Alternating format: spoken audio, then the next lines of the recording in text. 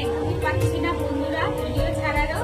তো আমি আজকে একটা আনবক্সিংটা কি করাবো, মেয়ের জন্য অ্যামাজন থেকে কিছু কিনেছি, মানে গিফট কিনেছি, সেগুলো আপনাদের দেখাবো।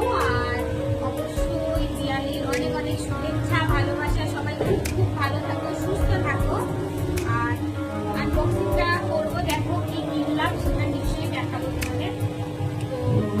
তো আমি আগেই কেটে রেখেছিলাম, তো এই বক্সটা এইরকম দেখো, আমি কেটে রেখেছি। এটা অ্যামাজন থেকে নিয়েছি, অ্যামাজনের প্রোডাক্ট খুব ভালো হয়, সবাই জানো। এটা কি নিয়েছি দেখে থাকো, দেখো এটা কি, এটা বিয়ের জন্য নিয়েছি। তো বন্ধুরা, এখানে কিন্তু ময়েশ্চারাইজার থেকে অনেক কিছু আছে।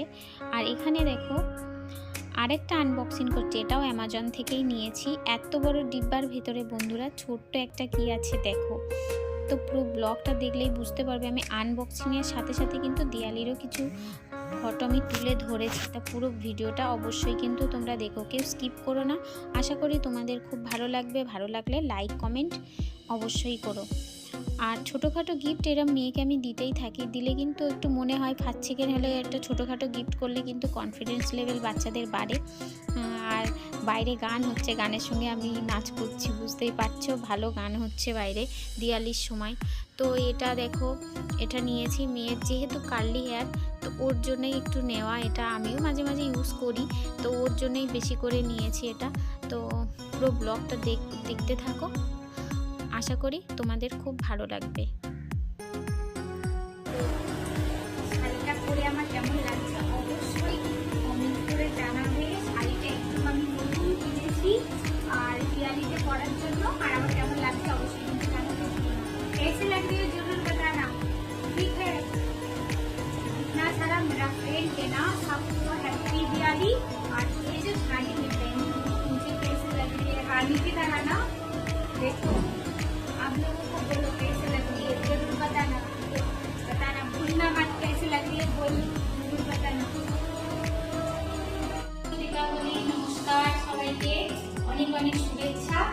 তো আজ আমি প্রদীপ জ্বালাচ্ছি ঘরে আর বাতি জ্বালাচ্ছি, দেখতেই পাচ্ছ। আর আমাকে আজ কেমন লাগছে অবশ্যই কিন্তু কমেন্টে জানাবে কেমন লাগছে আমার। আর ভিডিওটা আমার মেয়ে করছে, বুঝতেই পারছো কেমন করছে জানি না।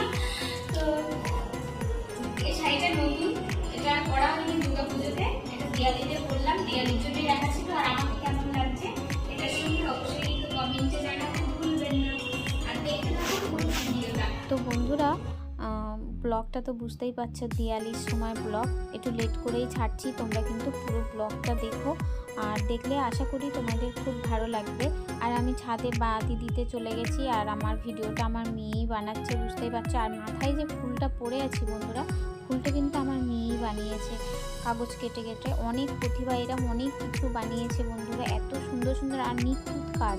যে কাজগুলো করে না এত সুন্দর ভাবতে পারবে না, এত সুন্দর সুন্দর ও জিনিস বানায়, যে জিনিসটা বানায় দারুণ বানায়। তো ফুলটা, ওর ফুলটা আমি পরে নিয়েছি, খুব খুশি হয়ে গেছে। আর এখানে দেখো ভিডিওটা ওই বানিয়ে দিয়েছে, আর এই ফটোটাও কিন্তু ও তুলে দিয়েছে। আমাকে কেমন লাগছে বলো। আর এখানে ওর বাপি ওর ফটোটা তুলে দিয়েছে, আর ও বাতি জ্বালাচ্ছে ছাদে। ওকে বললাম তুই একটু বাতি জ্বালা, তোকে একটু দেখি। তো ও বাতি জ্বালাচ্ছে। ও ড্যান্স করে, গান করে, ড্রয়িং করে, তারপর মডেলিংয়ে গিয়ে ও ফার্স্ট পজিশান হয়ে এসছে, জয়পুর থেকে উইনার হয়ে এসছে, রাজস্থান জয়পুর গিয়ে। এখন আর মডেলিংটা আমি ওকে করাই না, যেহেতু একবার উইনার হয়ে এসছে সেহেতু আর করাই না। এখন পড়াশুনোটাই বেশি আমি দেখি।